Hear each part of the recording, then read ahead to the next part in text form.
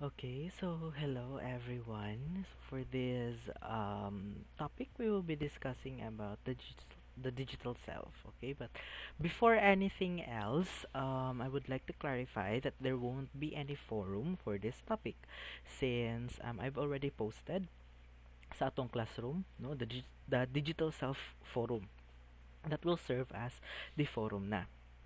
You don't need to put insights ready and sige lang to ninyo ang katong forum nga naa sa atong classroom. Okay? So yeah, let's head on with the digital self and the self and other in the cyberspace. This is a very short topic, okay? The the digital self, maglisod jud kog litok, the digital self and the self and other in the cyberspace.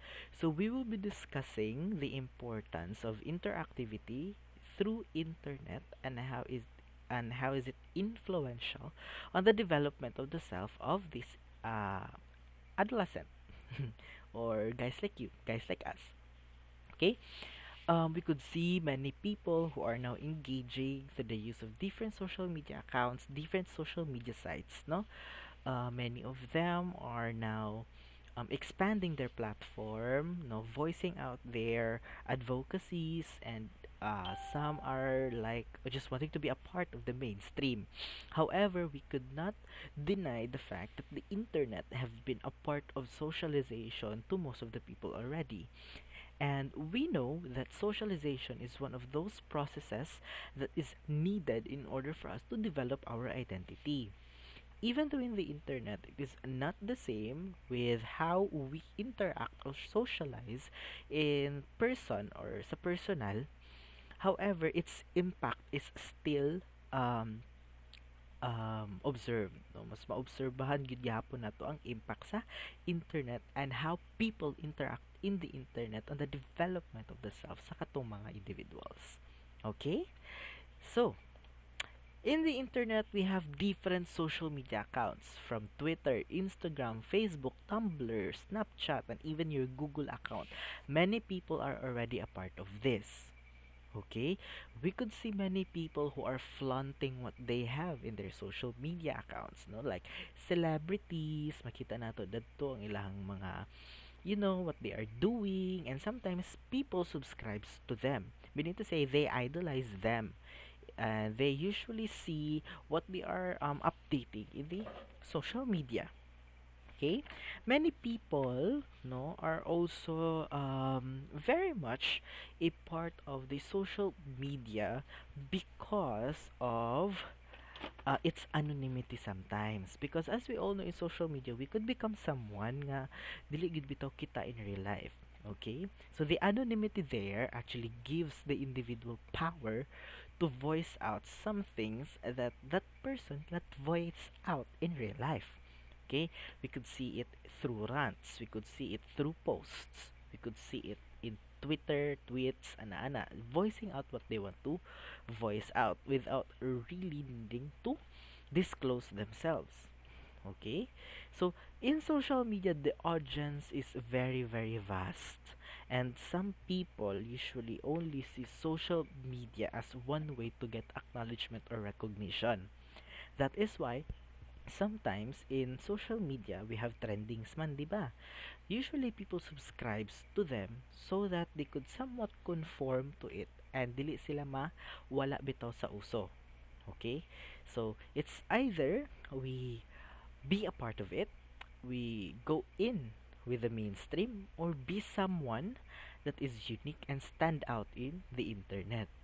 In some YouTubers, they do that. Some YouTubers are very, very good at making their own content. Okay, I can name many YouTubers that actually has a very good content, nice ilang mga content sa YouTube, fun ilang content. There are also YouTubers that are mostly on trends, okay, trending, pranks, and all. I'm not saying that they're bad, but there are really some bitaw nga makita gid nato bitaw nga naagid sila ilang kaugalingon nga basta makikita ta sa content ay iyaha gid ni, and that is quite effective. Okay, and what's their point of making that? It's either to expand their knowledge, to extend their knowledge, and even reach out their advocacies to other, or they just want to become recognizable, or they just want to become recognized, because as we all know, many normal people before have become some kind of a celebrity online. Not everyone, ha, okay, not everyone actually have that opportunity, but there are really some bitong nga niswerte gyud tungod sa ilahang online identity or tungod sa ilahang social media platforms. Okay? However, everything starts in social media, and not just in social media, the internet in general, even video games, by creating your digital avatar. The digital avatar is the user's character, or an alter ego, especially when the person enters into forum or a video game. Okay?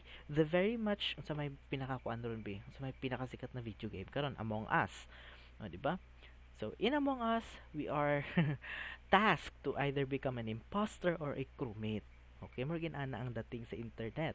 We could become someone bitaw pretending to be a part of the group. Char anak. But no, really. Um, in the digital world kasi, that's what I've said, we could become someone that we are not.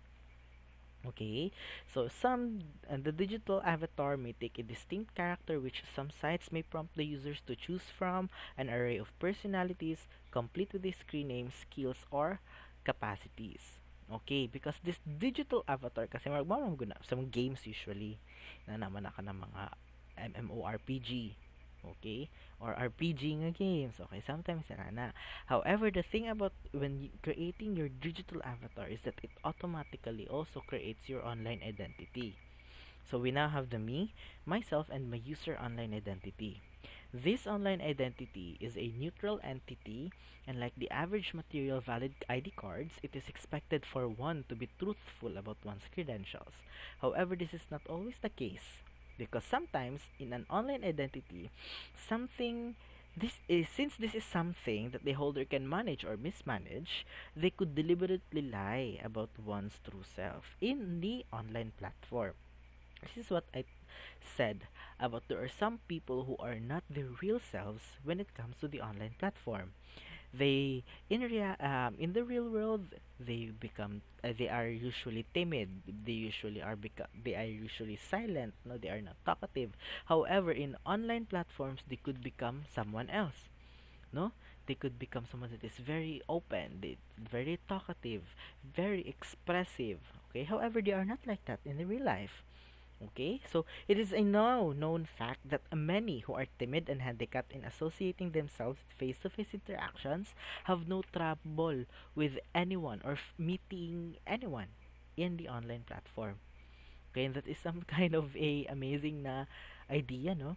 However, it is not always amazing, because as what I've said, they could deliberately lie about one's true self, and lying about someone else might not be a good thing every time. Okay, we will be talking about that later. Okay, so you have now your online identity. Okay, the identity created through the use of the online platforms. Okay, now sometimes, okay, when we have our online identity, we sometimes lie, as what I've said, about our own online identity, and this is usually because of selective self-presentation. Okay, so, some people kasi uses social media or the internet in order to present something that is presentable about themselves. So, why present something that is gonna bitong marabitog kana bitong dili maganahan sa ubang tao, where I can present something maganahan gyud sa ubang tao. Okay, kumbaga, we are choosy. We are just choosing about the attributes that we have that we think is presentable to other people. Okay, so selective self-presentation refers to the process by which an online user puts forward the self-projecting his or her preferences, how others may see them, and these actions or activities gearing towards certain people to achieve one's personal goals. Okay, so sometimes I kanik na siya profile pic versus real life. Lahi pa na siya. So, namugi uban, I cannot really disregard this fact, no? There are really people nga grabe jud kay mo edit silang nawong ga. And bashing ha, pero na bitong grabe jud kay mo edit jud silang nawong, but then in real life makita nimo didi sila in ato. Okay. Okay, so yeah, and there are also people who are very much choosy kana bitaw mura bitaw ipakita lang dadto nga they are very much happy, they are very much nasisilag pa ito milk tea and all where in fact gakalisod na day sila.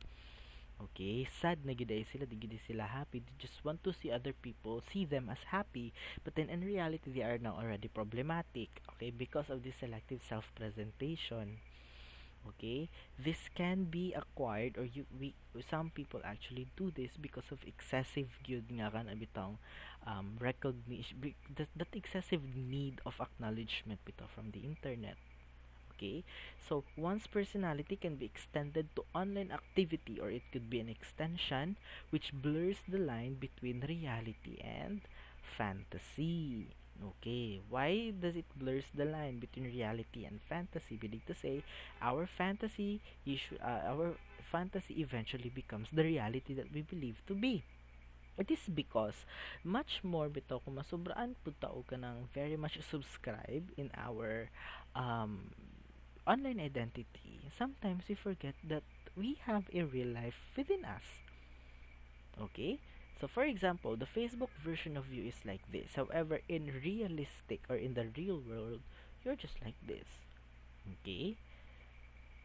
So the thing about here is that we tend to forget that we are actually living in the real world. Okay? We tend to very much subscribe mostly in the internet world, social media, or even in the video games. However, to some, even though this is not always a bad thing, no, because we could actually express sentiments, we could actually voice out what we think in the internet, in social media, wherein we cannot say that in real life because might be we are shy, we are embarrassed, we are very much kana bitang cautious with what we are saying. However, in Facebook and some other social media accounts, we could say that freely because there is this anonymity kasi. Okay? However, ang nakaapan lang yun ani is that because we are living in the virtual world bitaw, we are living in the fantasy of the virtual world disregarding the fact that there is a real world within us. Usually, what we believe bitaw that the most important recognition that we get is from the internet, through likes, through shares, through heart reactions. Okay. Sometimes we tend to forget that there is much more to internet good, no?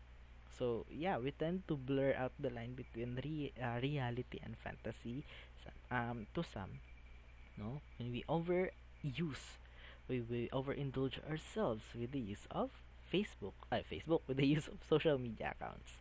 Okay, so this is what I ask, right? Sa ako, this is what I asked sa atong forum. How much of your personality in flesh versus the online version of you could be different or similar from the other? Okay, this is a very intriguing question because I really know many people, especially ka na mga kauban ako sa sayo before, that are very much kanang naagid sila lahi nga persona sa ilang gitawag nila nga RP world or role playing world naman na sila ana. So jud kay nga very hilumon, very timid, and kabalo na ko nga very kuan di siya warsh. Ay kan di siya warsh siya kanang wild kaayo siya sa RP world, no grabe ka daring ana-ana. So as you can see, nakita yun nato dito nga we could really become someone na dili gid kita in reality in the online world. So how can is there something, no? Is there something that is different, or this is something that is similar sa imong real world or sa imong bitong real personality o sa imong online nga personality? That is something that you must answer in the forum. Okay? So let us now move with the impact of online interactions on the self. I would like to stress out that the impact of online interactions are not just solely negative, there are also positive sides, no? Okay, studies show that online users designing and naming their avatars, operating them, and settling their respective characters and traits have progressively become re-embodied with themselves, gradually integrating the avatar's identity.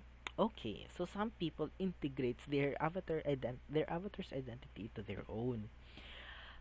This is the situation depends, no, because it depends whether what characteristic or attitude their avatar identity is. Okay, sometimes what ako manggod, wala pa jud ko naabot ani nga. Wa pa ko naabot ani nga line because I am a gamer myself and what I usually am in the gaming world in League of Legends in Wild Rift and kana man those are just some of the things that I usually play. I am the type bitaw nga makaingon jud mo toxic na player. Like I am the trash talker type of person, ana but then I'm not like that in the real life. Now what I'm pointing out here is that if your avatar's identity is something because it is very very much toxic, very very much bad, then this re-embodying or this integration is something bad for you. Okay, you could acquire that trash talker personality in real life, and that is very very wrong. Okay, so yeah, it really depends on what avatar identity you have. Okay, so yeah, di po ko forever pud nga mag trash talk eh. Kana lang mga ugobs basta mag char lang. Kana lang po mga, ano, feel yun ako, ano, mga, ay, kaingon, gud bitaw kang, anong gadula pa man na siya, o, nga nga cases, okay? So, yeah. Another impact online or positive impact online on in the internet or online interactions is that the internet serves as a way of promotion bitaw good things, okay, such as educating people, okay, kana sila giving out or spreading knowledge, spreading facts about online things, okay, pwede po naman ito sa online. However, dili gid lagi ingon gihapon facts ang spread na pagyapon mga fake news and all. But then again, online interaction serves as a way of kana bitaw malagi to, no, spreading good vibes to people, okay, extending or expanding your social circle. You could also do that in the online platform. Okay, you could also talk with your friends, bitaw bahalag-lagyo mo. Okay, you could also form new bonds. Okay, kana sila. You could help other people, kana mga mag-post bitaw. You could also send the help in social media. Okay, so yeah, there are many good things that the social media or the internet actually helps us. However, may mga bad things ang internet, right? Online interactions, we should be very, very, very wary, we should be very cautious with whom we are actually talking to, especially if we don't know that person personally. Okay, cybercrime is still there. Okay, you might be trafficked, or some people are actually victim of cyber sex trafficking because of just chatting with someone nga wala sila kaila randomly, promising them of good jobs or good life. Okay, but then di ay to cyber sex trafficking na dito nahitabo. Okay, so um some people are also subscribing to identity theft, and that is like not a good thing, very not a good thing, that is already a crime. Social media can also be used as a platform of bullying, cyberbullying, threats. That is also one of the things that is bad about social media. Kaya sa paman. So there are many, though there are many good things that the social media can bring to us, there are also many bad side that the social media actually also brings to us. It is our responsibility now to be able not to know when the internet is beneficial to us and when it is destructive to us na. Okay? So, yeah, there are many positive and negative impact or of online interactions. Okay, another negative po di ay na po dito isa nakalimot ko ani kana bitang our sense of atong self-esteem, no, atong self-esteem is more dependent na on Facebook or any other social media accounts. Meaning to say, we tend to incorporate, no, associate our self-esteem or our own self-worth or the identity bitaw sa tuwa through social media, through likes, through shares, through views. Okay, there are people who are like that, no, that is a very sad reality because we are now those people forgets that there's still the real world behind their backs, and their life is not only chained in the internet. Okay, those are some positive and negative impacts of the internet in um, the self puts a person. Okay, so we also have the boundaries of the self online, which is the last thing. So we have the private versus the public. So as what I've said, no, it blurs the line between the real and the virtual identity. Okay, the private versus the public. And okay, let's talk muna about the online personal and individual identity versus social identity because mabalik na to discuss ang private versus public diri when it comes to ranting. Okay, so let's talk about the online personal or individual identity versus the social identity. In the internet, as what I've said, we have the um, virtual identity or online identity or individual identity. However, we could also have a since we have that and since we consider the internet as some form of a society, okay, we could also have our social identity in the internet. Our social identity feeds on the recognition that we get from the society in the internet. And as what I've said, the audience in the internet is very vast, okay, very vast, daghan, nagko, and many people are actually giving something sa atong society or to society sa internet wherein some people thinks they need to subscribe to, and that is what we call as trends or kanang mga trending na to, no. This serves to pressure youth to conform or deviate. Okay, so to be, it's either you want to become a part of the trend that is happening in the society or the internet and be a part of the mainstream, or you deviate to it. Okay, sometimes these trending things are very helpful, no, it's fun, it's helpful kana ganing sa TikTok, no, ma-miss ka ng mga mahayo kay mag TikTok. Okay, because TikTok is very trending right now and there are things in TikTok that is very much kanang fun tanawon, lagyan ng mga sayo-sayo dance which back o kanang mga ganyan. Oh, but what I really like about TikTok is kana bitaw mga ilang educational na bitaw nga char like they're talking about mental health, they're talking about laws, something ana general knowledge. Okay, that is what I like about TikTok.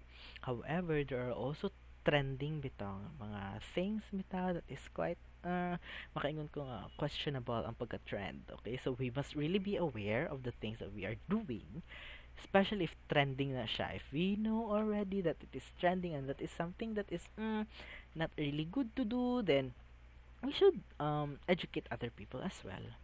Okay, so next we have is ranting. Okay, karon kani mga this is an online behavior that allows a person to express anger in his or her Facebook wall or in a Twitter page. Now, ranting kasi is like expression. No? It's expressing your negative and aggressive, usually aggressive man gini mga rants, no? Expressions or feelings in the internet. Okay? Um, Sometimes there are things that we need to keep private about, and there are also times that we need to make it public. Okay, now, there are people kasi nga nawala na tong idea of think before you click. Okay, that's why they rant, which is supposed to be a public thing for them, nga dapat siya keep lang for themselves because it might destroy yun, it might harm not just other people but herself as well, but because sa nagbugso ng damdamin, wala niya na prevent nga moran siya sa Facebook or Twitter. Okay, sometimes when we want to express something, we should always assess whether if this is something that can be kept private, then I will keep it private. However, if this is something that the public needs to know because it harms the public and myself, then basically you could also say that. You could now rant, you could now post what you are thinking. And there are also times nga what you really feel bitaw kung ganahan na jud kay ka ipagawas gyud na siya, if it is okay and if it is better bitaw to say that what you're feeling to the person address, dili na ka nang magpadungog-dungog, dito na lang na siya diretso. Okay, di na lang na magpadungog-dungog, mag-rant-rant pa ta. Because there's a possibility that mobalik sa imuha ang kanana, mobalik sa imuha ang kuan hinuon. Blame. Ay di siya blame, but mo ricochet sa imuha imong gihimo ba, mobalik na hinuon na sa imuha. Okay? So, it's okay, man. It's okay to express your feelings. Okay, it's really okay to express your feelings. But again, if it is possible, no, to make to rant, no, in the public, bitaw where this is something that the public should know. This is something that other people must know. Then that is okay. Okay, I see many rants. I see many educational.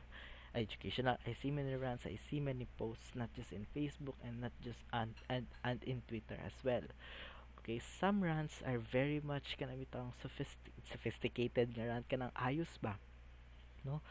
Um, makita gyud bitaw nimo nga pinaghandaan ng ana bitaw dili gyud siya nga wild nga rant, okay? But kuan siya kanang very much okay siya na rant, you know. And there are also, I mean, the bottom line here is that um mo lagi to, think it through before ranting because it might harm you and other people as well. And last, we have attention hackers or individuals delegated positions. Essentially, is to draw and suction online eyes and focus from others to the self or your ideas or advocacy. Okay, so attention hackers. This is some term that I just recently encountered. No, maroon ako balik-balik kung sa akong klase. Recently encountered. Okay, however, again, um there um there are really people that actually craves for attention online, and they will do everything just to get people's attention. Okay, so na natin mga kwan sa Twitter, mga nahitabo sa Twitter. Okay, so yeah, maybe because their need for approval kay dili kay inana kataas ay kanang wala kayo na meet mo na dato nila sa online nila i-meet ang ilang need for approval. Okay, as individuals, bitaw, as responsible individuals, we are already aware of the possible consequences that social media, possible consequences or possible benefits the social media gives to us. Okay, it is our job, no, to be aware of such consequences and benefits. And if other people needs education about some things that is very much crucial, especially karon, then it is also our job to educate them. Okay, the social media or the internet is a very influential na karon nga kuan, influential na karon nga mode of the development of the self. No, we can actually we were able to discuss the effect of media, mainstream media, on the people's way of perceiving themselves, no, objectification and all of those issues. And we now know the powers of social media, and since we now know the powers of social media, we should also use this power for good and not just something nga very destructive sa tua. Okay, supposedly sa akong klase magpasalida man gyud unta ko, but then online man ta, so I really cannot do it na. No, if you are ano na, if you have time, no, if you can, adi na lang ko kay mas technical ko. But what I usually do is I let my students see Black Mirror bitaw season 3 episode 1 manata to, episode 2 Nosedive ang title. Okay, it's about a story of rating system and how it like usually kuan bitaw dictates or marag mo na siya marag bitaw standard sa mga tao nga kung taas ka rating napagkasak taas, same as with the online world kung daghan kag like sikat ka something ana. Okay, I hope you learned something from this video, and I hope you guys well. Always keep safe, especially online, and please do not sacrifice your well-being no by staying always online, no, kay base din yung unhealthy na inyong pag-stay online. Okay, you need some rest. Okay, your grade nga uno or sa banat dira is not really worth it if ever nga ang inyong body or ang inyong self ang ang maangin. So you really have to take care of yourself. So I'll see you guys on the next video. Thank you guys and have a good day.